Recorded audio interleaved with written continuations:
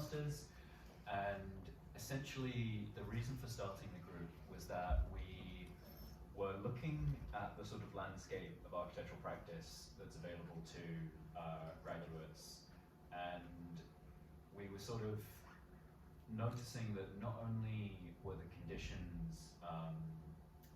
seemingly worse and worse every year in terms of things like pay and overtime, etc., but also the kind of work that was being done as a standard within architectural practice was completely not aligned with the kind of values or the kind of work that we wanted to be producing.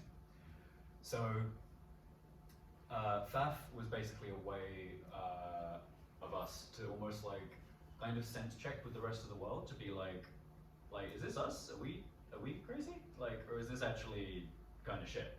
And it first took the form of a survey that went out and was responded to by almost 1,000 people. And from this,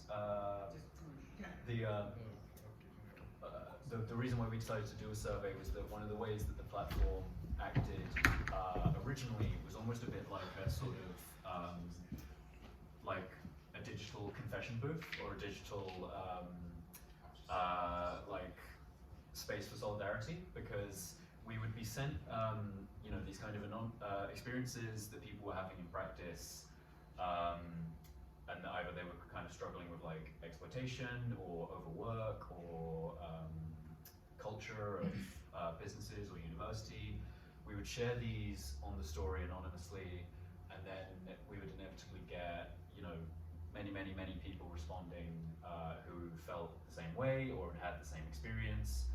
And so at the outset, the platform almost kind of just acted as, like I said, a space for solidarity and a space for people to kind of realize that this isn't just something that I'm feeling or I'm experiencing. This is actually something that exists at a more structural level in the profession.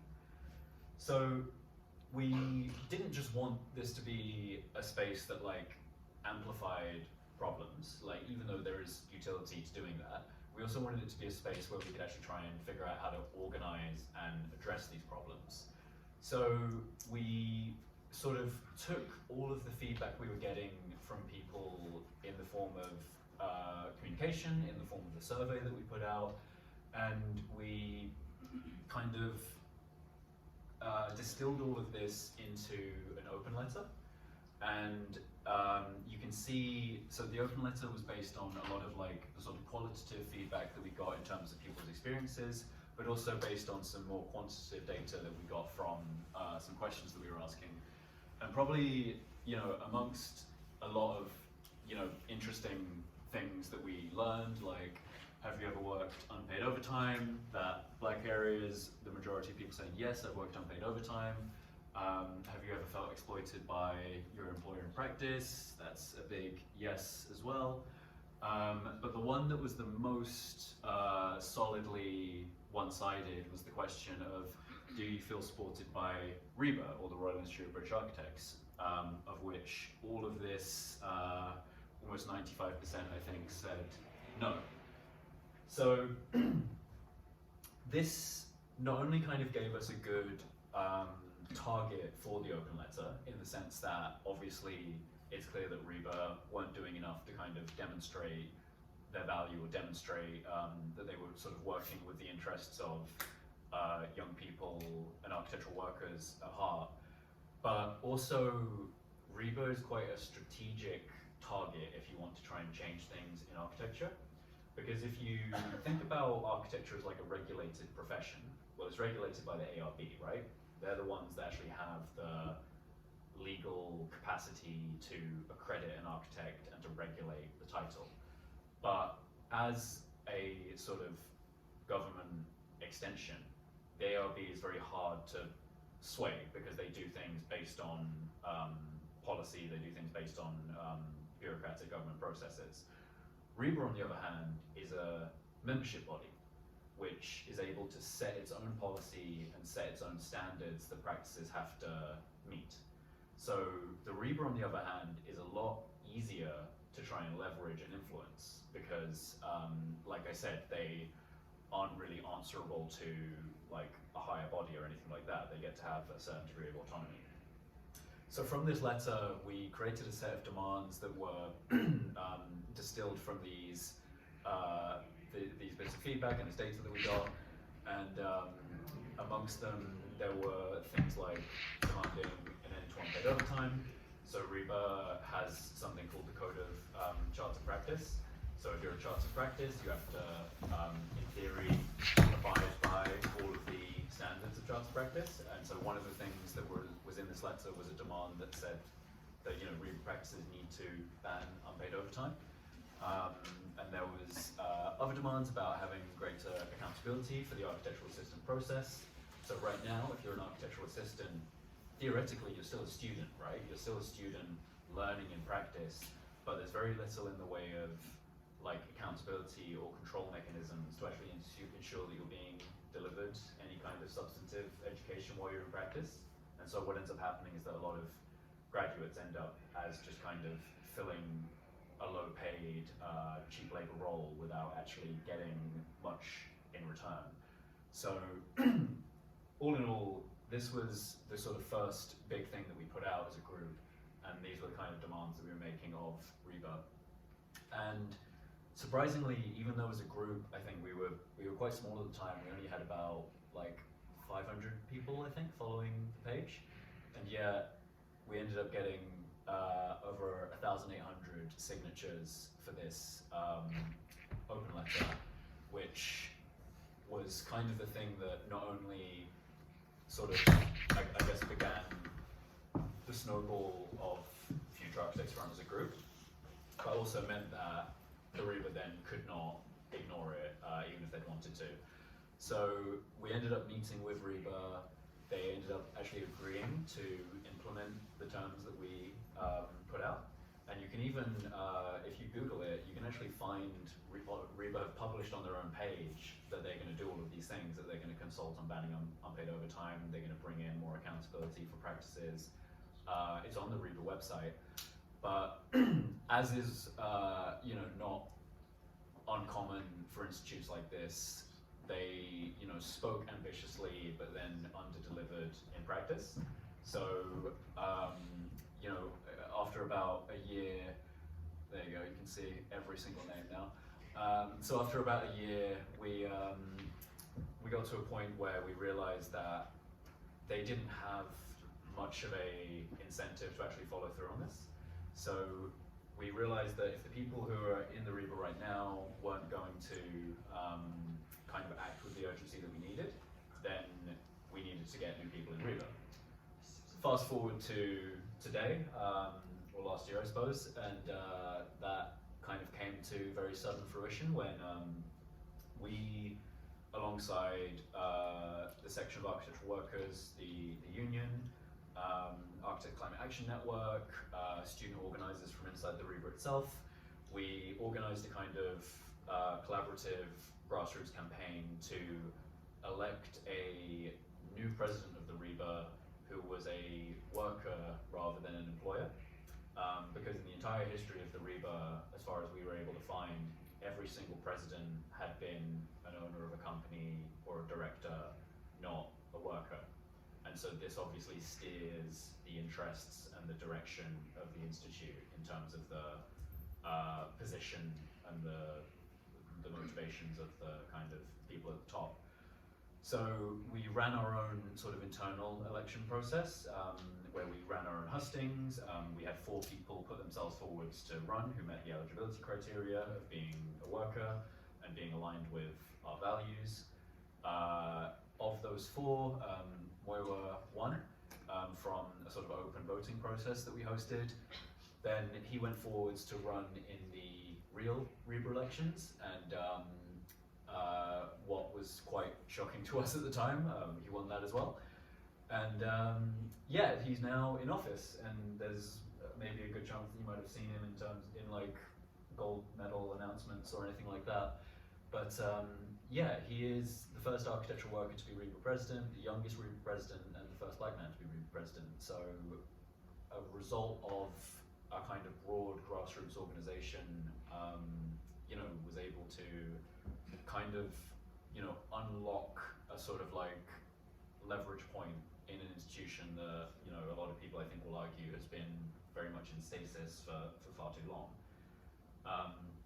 And we built on this more recently as well through a sort of spin-off group called the Just Transition Lobby, which is a group that is basically interested in taking the model that we used for Moiwa's election and recreating it again and again and again, not just in REBA, but in basically every single built environment institution that we can find ways to work with. So there are now 7 additional REBA council members who are part of the Just Transition Lobby, and they are all collectively now in place within the REBA as a caucus that are sort of dedicated to causes of social equity, climate justice, and fairly radical change. So this is kind of, I suppose, the first year of this process that we're trying to work on of kind of institutional leveraging now more directly. We also worked with the ARB early on when they were looking at education reform, and we were one of the first sort of consultation groups that they worked with in terms of how they were thinking about setting up their reforms. And as a result of that meeting and many others, they got to a point where they were announcing what they referred to as the most significant changes to architectural education in 50 years.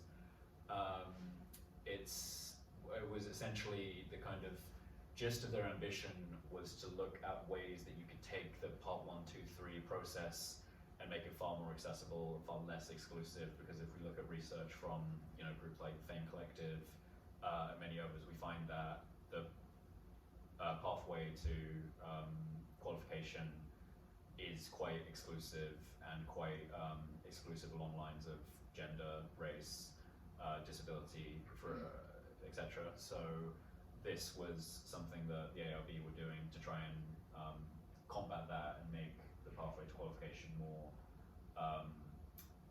accessible and sort of less based on sort of unnecessary gatekeeping. And hopefully we'll find out relatively soon if they will sort of stick to the very ambitious framing that they set out for themselves in 2021 soon, because this is still an ongoing process. So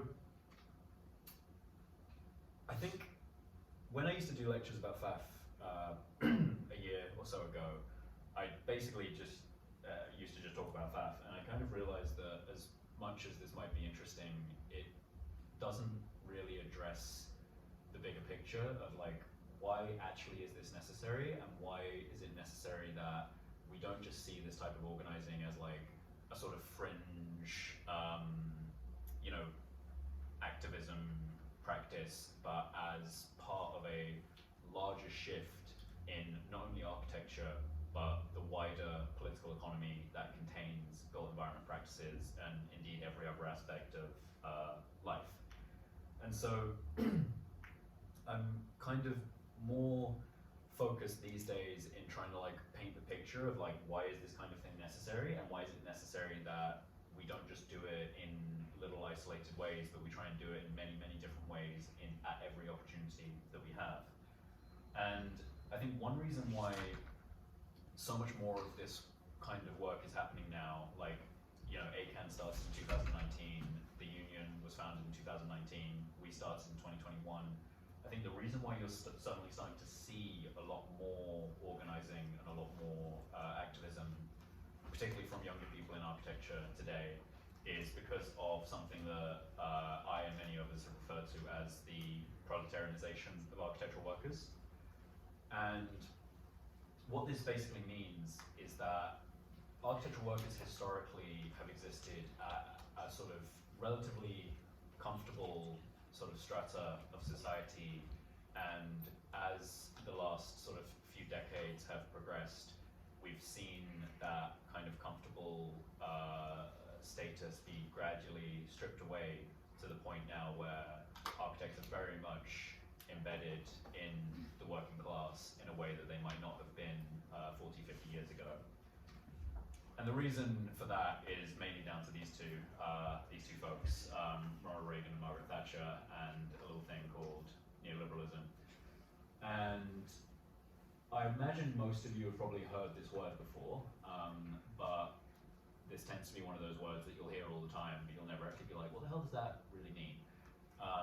And so just to kind of like boil it down, essentially what this means is neoliberalism is a sort of political ideology which advocates for the state to provide less in terms of welfare, housing, services, things like this, and advocates for the market to pick up more of those services and to provide more of that provision. So, you know, this is the reason why there's a very, very good chance that any train you get today will be delayed or cancelled, because we've gone from a nationalised railway model to a privatised railway model. This is why rent, for example, is so bad, because we moved away from state-provided housing that regulated housing costs to a private housing market entirely, which obviously is, as I'm sure everyone in this room is experiencing right now, is eating up greater and greater and greater percentages of people's income.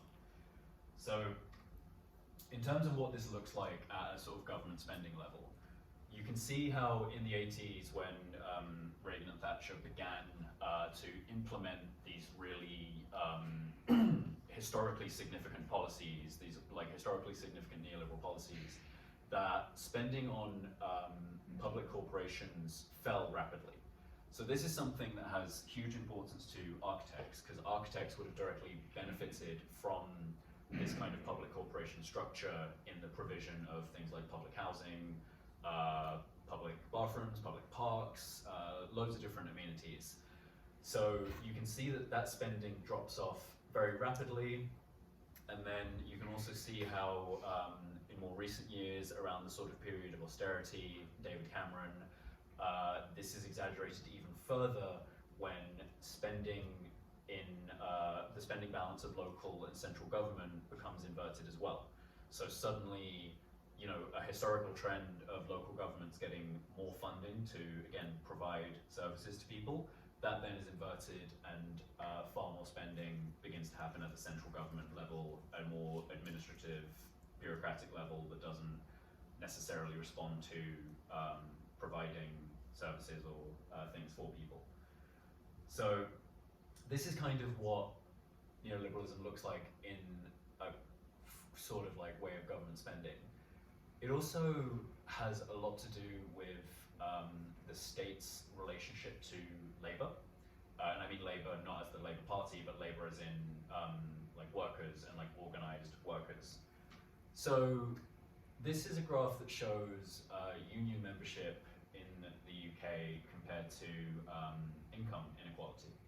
And if anyone hasn't come across unions much, a union is basically a collective of workers which uses their sort of collective bargaining power to balance out the disparity of power between employers and employees.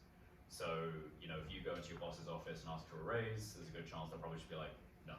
But if you and everyone else in your office goes in to the boss's office and asks for a raise, that's harder to ignore, right?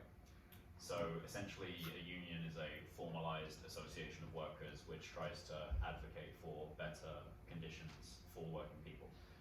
And you can see how in that period of the 1980s that the sort of, you know, these neoliberal policies came in, you'll see that union membership starts to decline rapidly. And a lot of that is due to Thatcher's sort of like war on unions, trying to reduce their power, trying to reduce their ability to you know, leverage their collective withdrawal of labour to secure better conditions.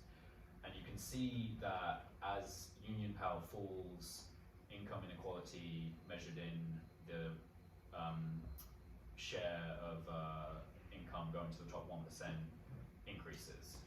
So we're at a point now where union membership is particularly low based on the last 50 years, and income inequality has gone up almost as a sort of perfect inverted relationship.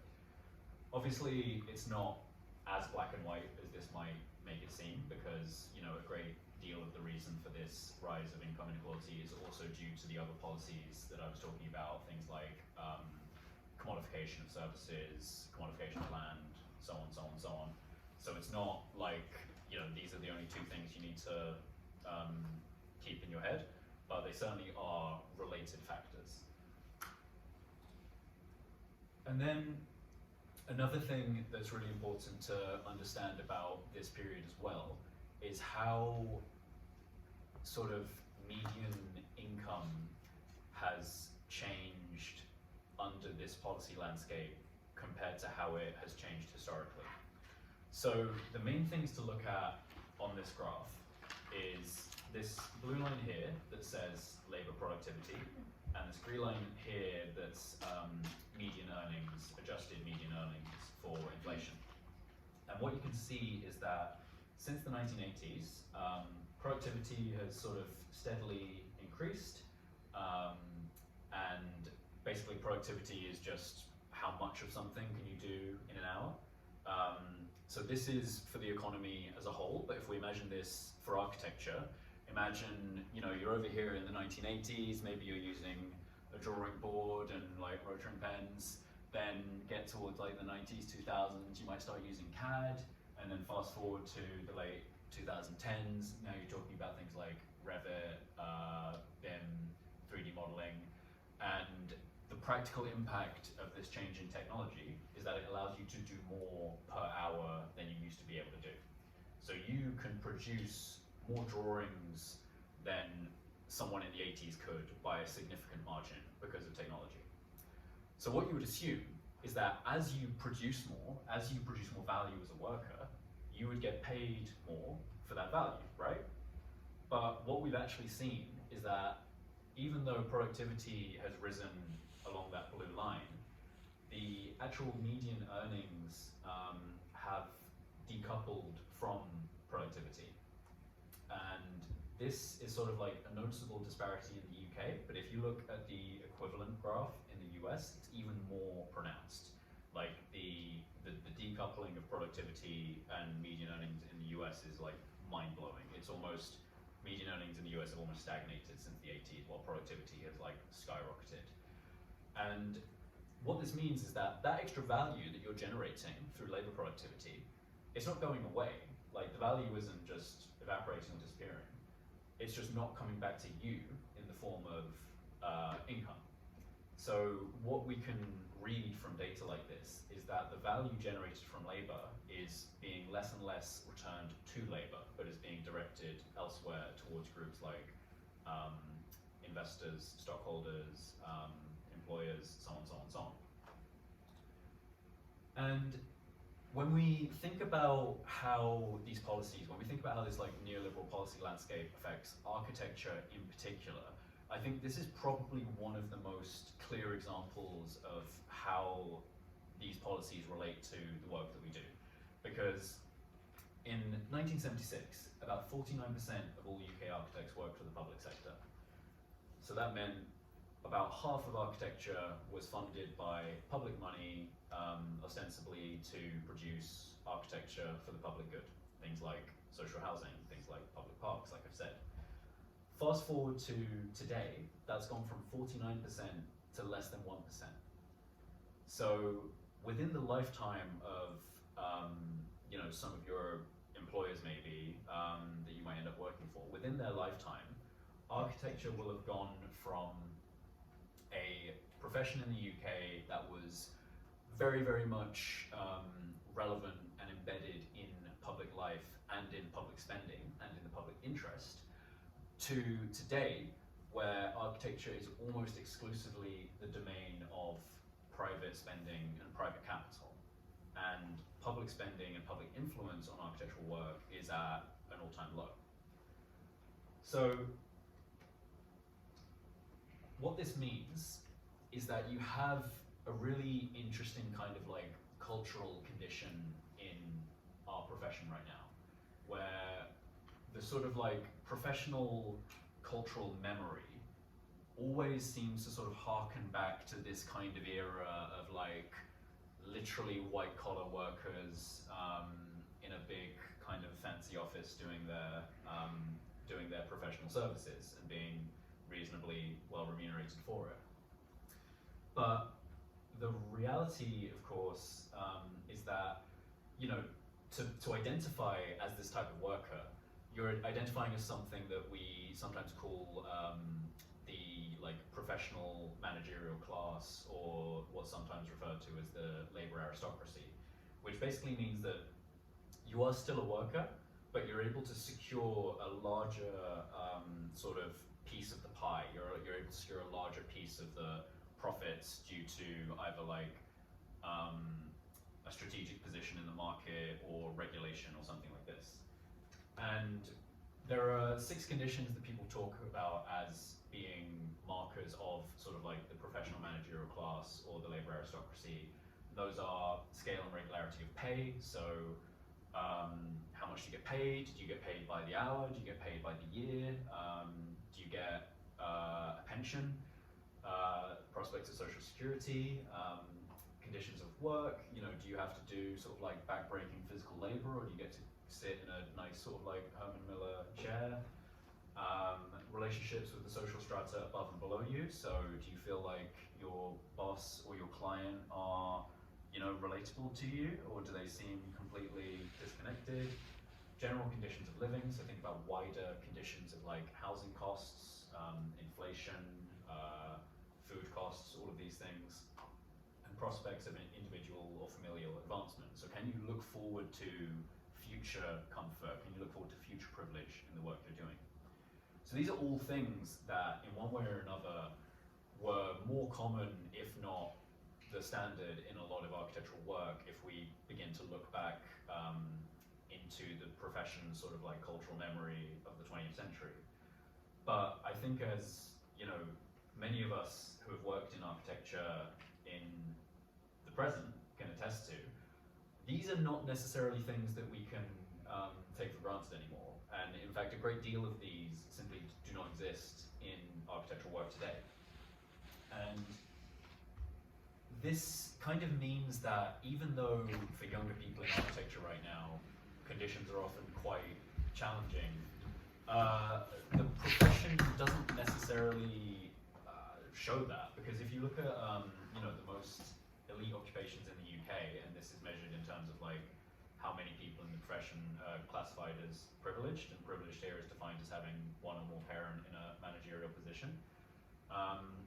Architecture and town planning actually comes out number 1 over journalism, over barristers, over medical practitioners. And I think what this tells us is that even though architecture may never have been a profession of you know, people who are like absolutely minted, it has historically been a profession of people who have been comfortable, people who have been in some way shielded from some of the reality of working class struggle that many other sectors and professions weren't shielded from. But there's a very good chance that most of you in the room right now probably look at this and feel like, I don't feel like my life is particularly well represented in this like very privileged picture that's painted of architecture. And there's likely a very good reason for that, because the recent generations of architectural workers have changed quite a lot in terms of the number of people enrolling and also the conditions of their work. So another thing to keep in mind as well is that there's wider like economic factors that will exaggerate this as well. So income is increasingly being concentrated in older age groups. This is largely due to the fact that the most important asset that you can hold in the UK to determine your wealth is a house. And if we look at home ownership is at a sort of all-time low for young people right now. That red line is for people born in the 1980s, so like God knows how low it is for the people born in this room. And this is a thing that has a huge impact on wealth distribution. And we can see this as well in the conditions of architectural work. So this is the median salary of a Part 1 architectural assistant adjusted for inflation. And you can see that a Part 1 today is actually being paid less in real terms than a Part 1 in 2006. So what is happening is that even though in terms of the sort of history of the profession, there is this like very rosy, comfortable, middle class kind of view and memory, that is just simply not reflected in the reality of young people in architecture today. And a huge reason for this is again part of this like wider condition of neoliberalism, because another really important factor that we can think about for architecture during this time period is that not only did we lose the security of public funding in our work, not only did we get sort of shifted as a profession into the marketplace, but we also lost a degree of protection that comes from regulation as well. Because architects used to have fixed fees. So at a point in history in the UK, as an architect, you could not charge below a certain amount. Whereas they were removed under Thatcher, and now you can give a bid that's as low as you want. And so what inevitably happens is that to win work, a practice will put in a lower bid than another practice so that they get the job. If this starts to happen again and again and again over the span of 40 years, what happens is that fees start to get lower and lower and lower and lower, and practices start to look at where can they make that money back. And where they have overwhelmingly decided to make that money back is in reducing the salaries of employees across the board, but in particular the salaries of people at that most junior, most vulnerable position. So that is a big part of the reason why we see this type of trend. And the reason why I think you start to see much more organizing and activism in younger people in architecture today isn't because of some sort of like inherent like radicalness or goodness of like Gen Z or millennial people, as much as I want to big up our generations. It's because we're getting to a point now where there's literally not much more you can kind of gouge from the well-being of younger people in this profession. And I can back that up with numbers, because if we look at data on median salaries in architecture, you'll notice that in the 2020 median was 22,000 with a lower quartile salary of 19,250. And then take a step back and remind yourself that the minimum wage is £21,673. So we're getting to a point now where a Part 1, the most junior role typically in an architecture practice, has had its sort of salary squeezed and squeezed and squeezed and squeezed in order to reduce running costs for practices, to the point now where it's hit bedrock. You actually are getting to a point where you cannot get that any lower.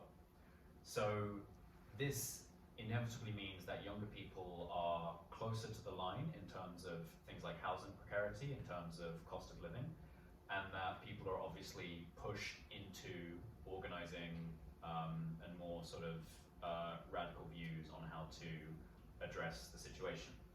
So this, I believe, is why you start to see a lot more like decisive kind of political action from architectural workers and young people in architecture and also across the economy as well, because none of this is unique to architecture. But I think this is why you're starting to see a lot more organizing and a kind of revitalizing of union movements in the UK. So this is the process that is often referred to as the proletarianization of architectural workers. So architectural workers are no longer the comfortable middle class, but they have very much joined the proletariat. So by now you're probably feeling a bit like this, like, well, this is shit. Thanks for the really uplifting lecture, Charlie. But the good thing is that there are ways to organize against this, and I think if we want to organize against this, and if we want to, if we want to not be the dog in the room on fire, just saying this is fine, if we want to actually like try and actively resist these conditions, there are a lot of things that we can do. And I think it's really important to begin with to understand how this condition of neoliberalism, this condition of neoliberal capitalism, it doesn't just affect our conditions of work, it doesn't just affect our salaries, it also affects the kind of work that we're actually allowed to do. It also affects what architecture we get to make. And the reason for that, I'll kind of go into in a bit more depth, but like, again, a bit like neoliberalism, capitalism is another word that I feel like gets thrown around all the time, and maybe a lot of people might not actually be super confident on what it means, but like most things, I think you can boil it down to, meme format. And I think this is kind of a good way of thinking about it, where the text here says, my co-workers and I produce $3 million worth of goods every year. The materials and utilities cost $800,000, the tools cost $200,000, and all of us combined get paid $500,000, which means that there's $1,500,000 being paid to someone who didn't contribute to the work at all. Oh fuck. And I think this is kind of like obviously quite a simplistic and funny way of capturing it, but like this is fundamentally what capital is. So if we're thinking about the discussion we were having previously about working conditions, if you think about it from the logic of capitalism, you can break your working day into two categories. The first is necessary value, which is the value that you need to generate to sustain yourself. So the value that you need to generate to pay your rent, pay for food, travel to work, this type of thing. Obviously, that is determined by loads of different factors, so that can be very different for different people in different places, different times. And then everything beyond necessary value that you need to reproduce yourself is then surplus value, right? So what you'll see then is that obviously as a worker, you're mainly interested in the necessary value to sort of like keep yourself alive and keep yourself housed, etc. Whereas an employer is interested in the surplus value, because the surplus value is the profit that the company makes.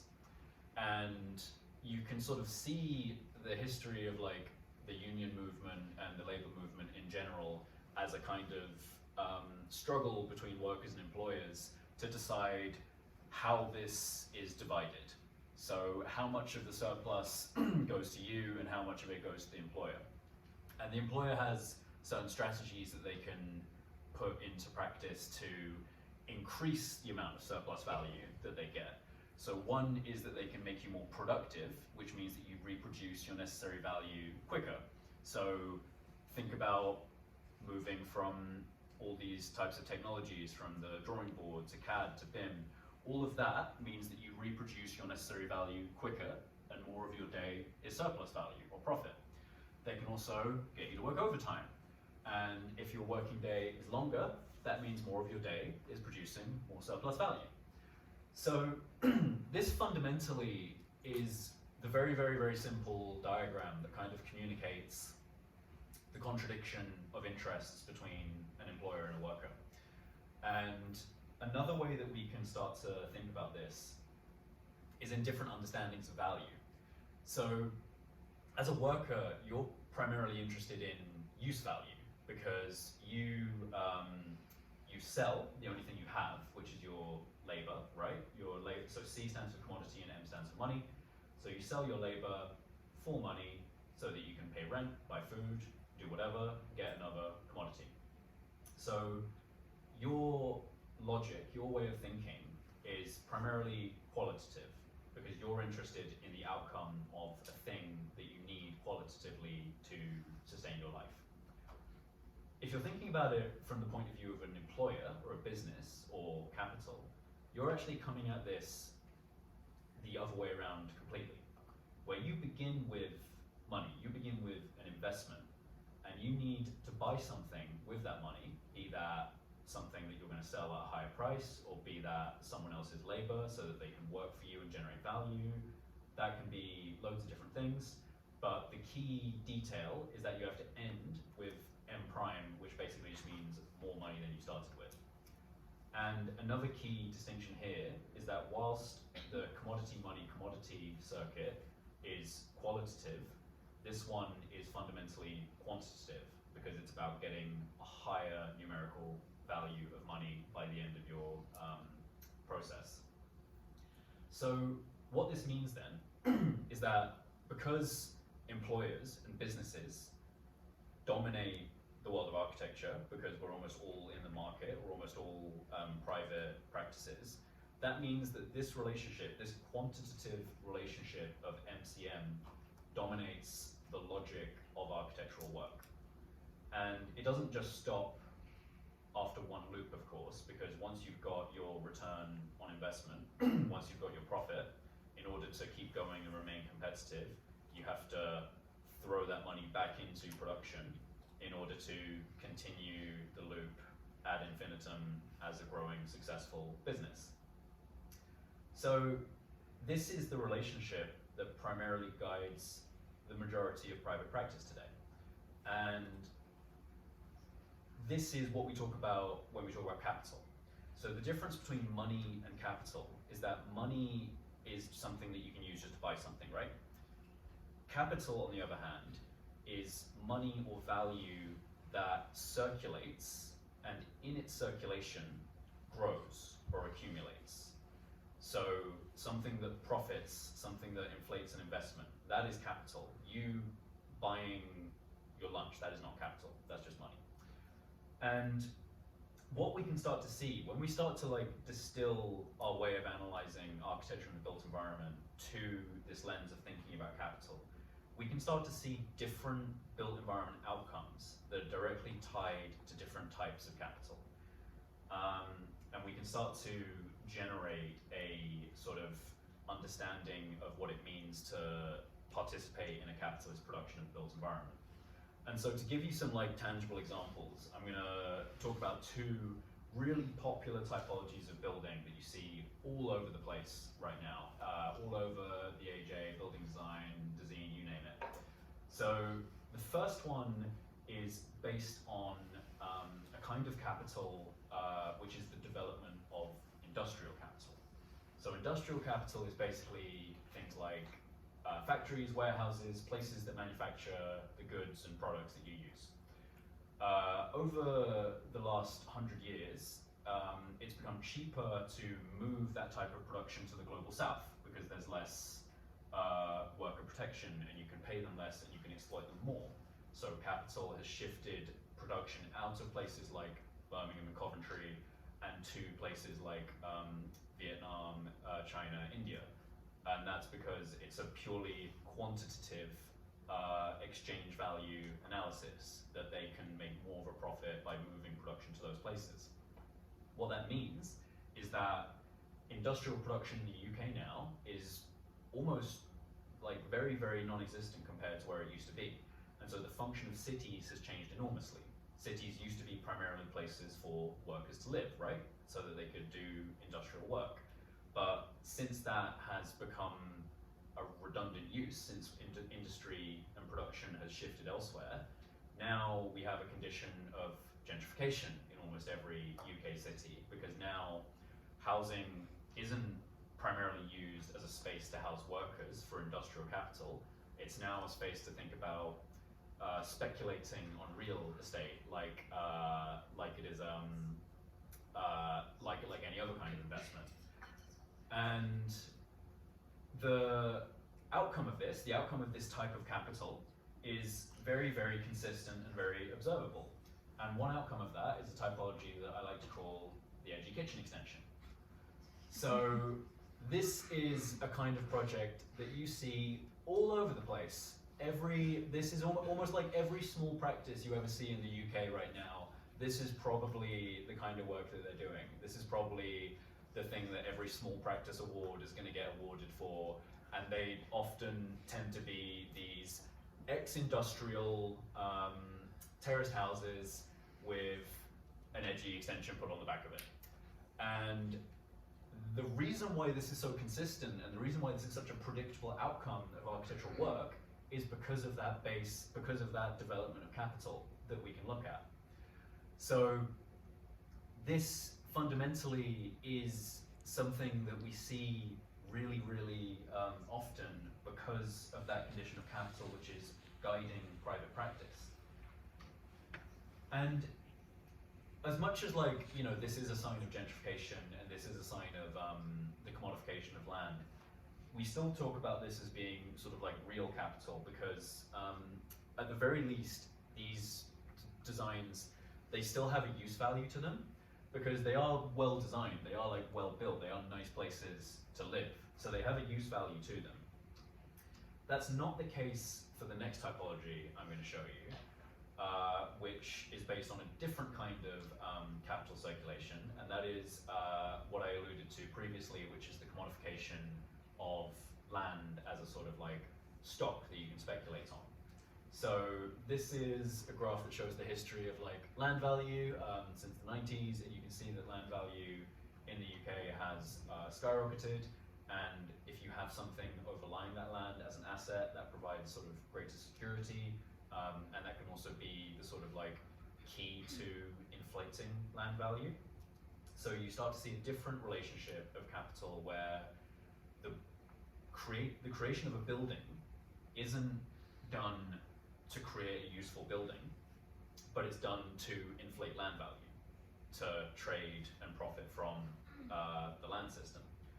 And this leads us to the next typology, which I call vacuous New London vernacular bullshit, which is essentially this type of building that you see absolutely everywhere right now, especially in places like London and Manchester, where developers will just throw up an absolute like garbage building because the regulations are in the basement, and they know that by doing certain like quick, cheap design outcomes, they can reliably pass through planning applications as quickly and as profitably as possible.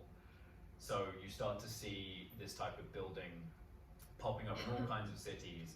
And like I said, these aren't even really built often from a point of view of use value, because they're not built well.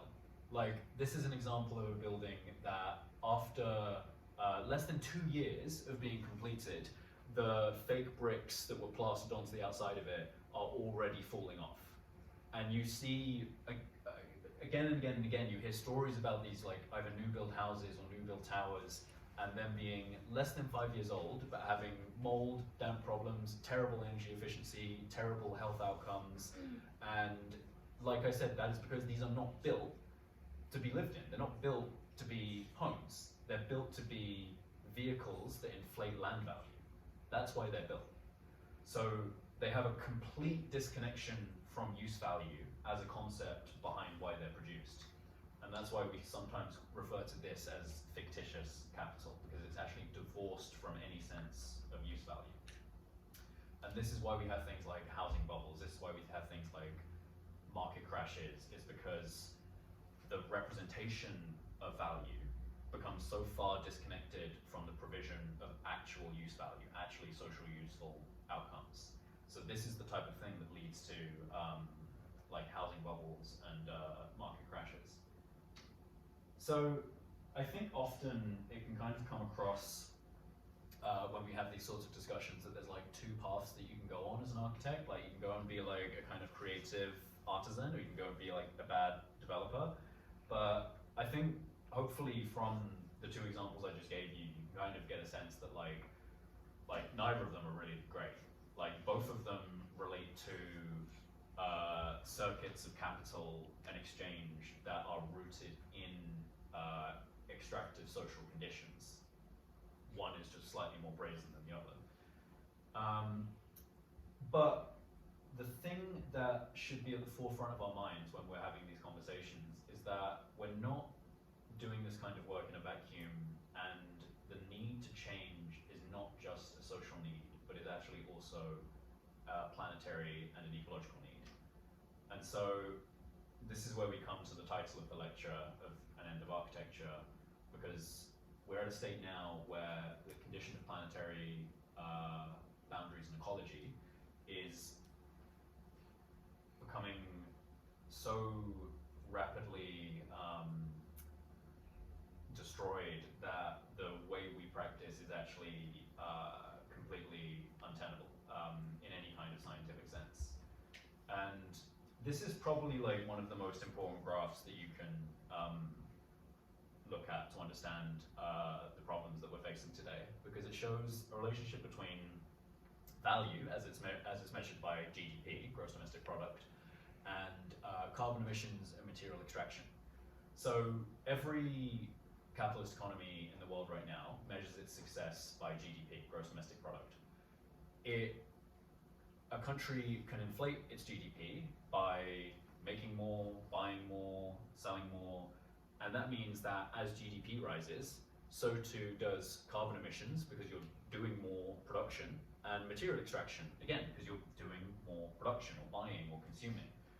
So essentially we're in a problem where to continue under the sort of capitalist impetus of like perpetual and continued growth, we are locking ourselves into continued and perpetual material extraction and carbon emissions, which we know can't be sustained without leading to cascading climate collapse and ecological tipping points. So we're at a point where the business as usual model, production as we've established it at the beginning of the 21st century, is not only sort of unacceptable from the point of view of social exploitation and extraction, but it's also unacceptable in terms of its impact on the planet.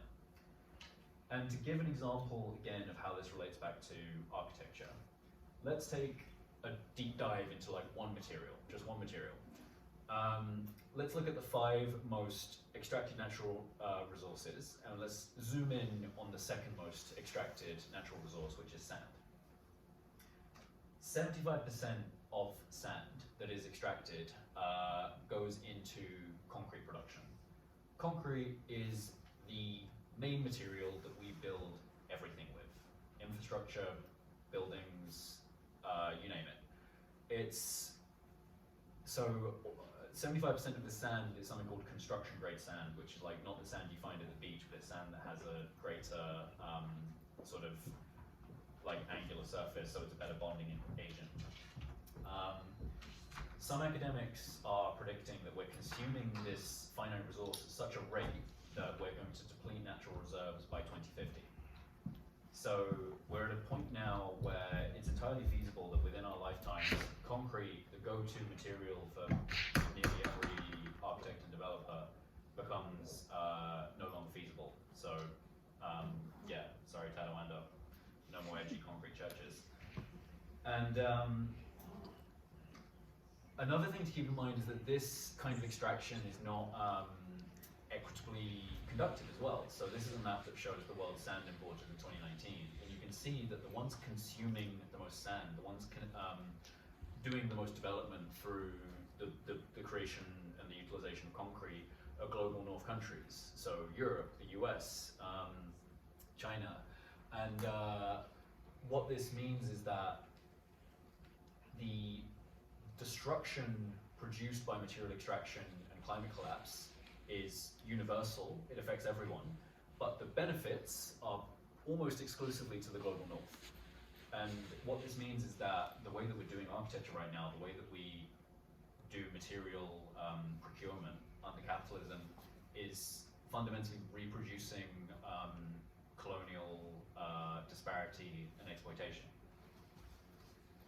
So we kind of get to a point where I think this is sort of like a good summary of where we are, where this is a reference from an article called Picking a Fight by Kevin Rogan, which I definitely recommend everyone check out.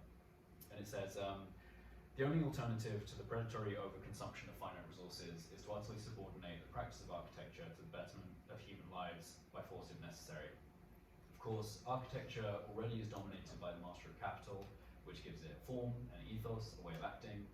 I propose this master be usurped by a social force that seeks to devastate the capitalist world in favor of a human one. Architecture, as it stands, has become exceedingly adept at dying. What if we learn to fight?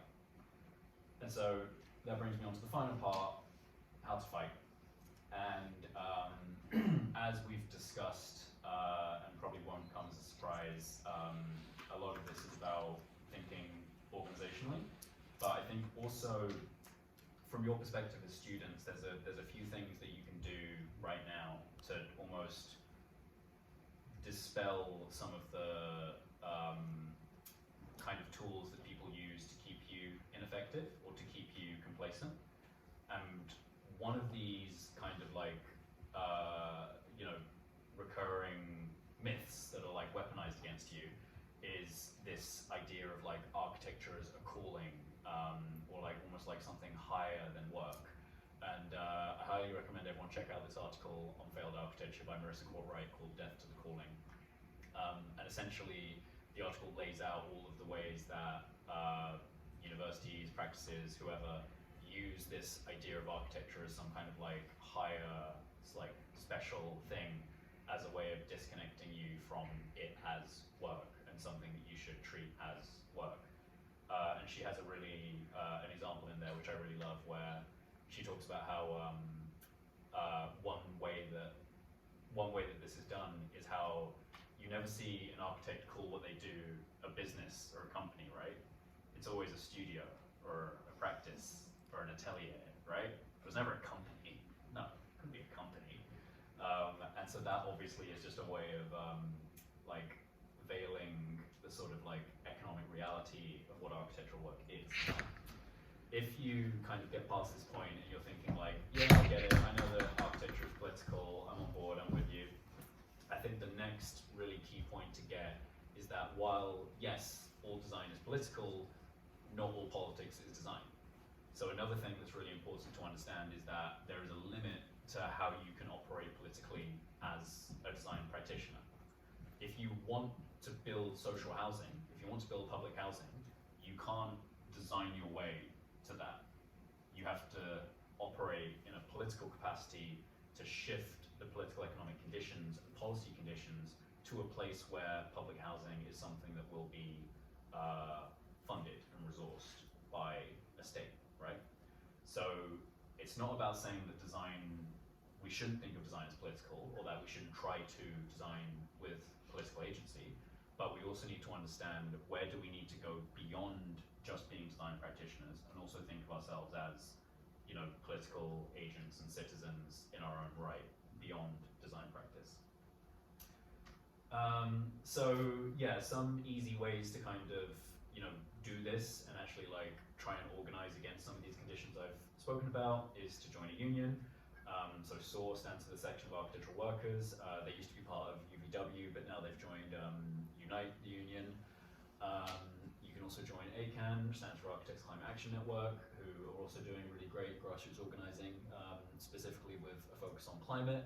They've done some really incredible work in terms of raising policy goals like the regulation of embodied carbon.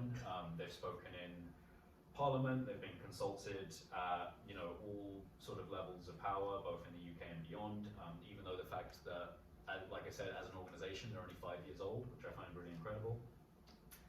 And then this is, I'm not going to talk too much about this, but this is a sort of another thing to keep in mind as well, is that a great deal of the work that we do, like I've laid out, is dependent on the way that it's funded and the way that it's financed. So if you're in a private company, you have to inevitably follow the logic of capital, right? So my other hat, my non-FAF hat, is a co-lead at Civic Square, which is a community interest company in Birmingham. And without going into too much detail, the main outcome of our work is to think about how you can build civic infrastructure and climate infrastructure to design for the ecological condition that I spoke about previously. So to think about what is the, in the same way that the NHS helped the country recover its health post-World War II, what is the equivalent of the NHS for the 21st century in dealing with the climate crisis? And how does that work at the scale of a neighborhood? So we do a lot of work thinking about the sort of like real context of design. So thinking about the fact that the predicted 3 degrees of warming by 2100 are going to be 5 degrees of warming on land if they're not just global averages. And then even further, that's going to be 8 degrees of warming when we look at urban heat islands like Birmingham, Coventry, London, etc. So this is the type of context that we work to design for. And because it's a company, which is a type of non-profit. It means that we don't have to work according to that CMC loop that I spoke about earlier, and we can actually try and focus on social and ecological outcomes rather than capital outcomes. Yeah, a lot of this is just kind of laying this out in more detail, but fundamentally the two main pieces of work I'm involved in is a piece of work called Neighborhood Transitions, which is about untangling retrofit and existing building transitions, thinking about how we can retrofit an entire country, improve energy efficiency and health across an entire country. Thinking about how that works on the scale of the street, like how do you organize people to be invested in this, and how do you actually create the momentum for this kind of work from the ground up.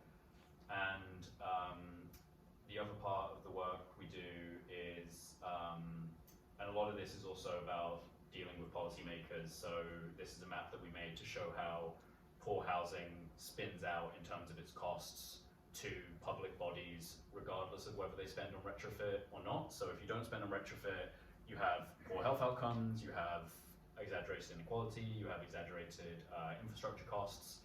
So we're paying for poor housing whether we retrofit them or not, basically.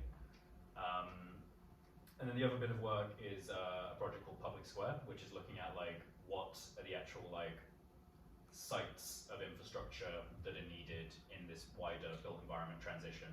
So if we realize, for example, that we can't be relying on these like global supply chains to change the built environment because of the emissions and exploitation that they depend on, what does it mean to bring production back into neighborhoods, like bring local production back, bring production that's rooted in natural materials, regenerative processes.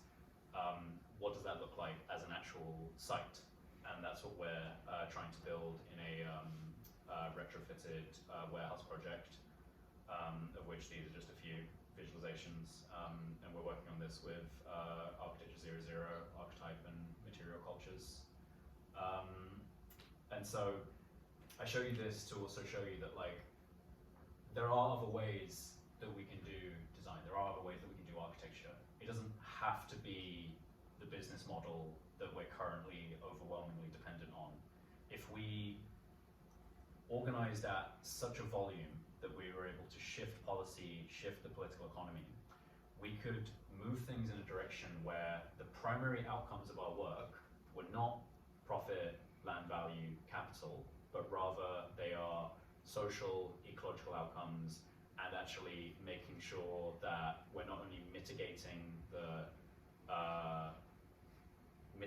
processes leading to ecological collapse, but ensuring resilience as we are moving forwards towards a certain degree of that. But yes, I will leave it there. Thank you.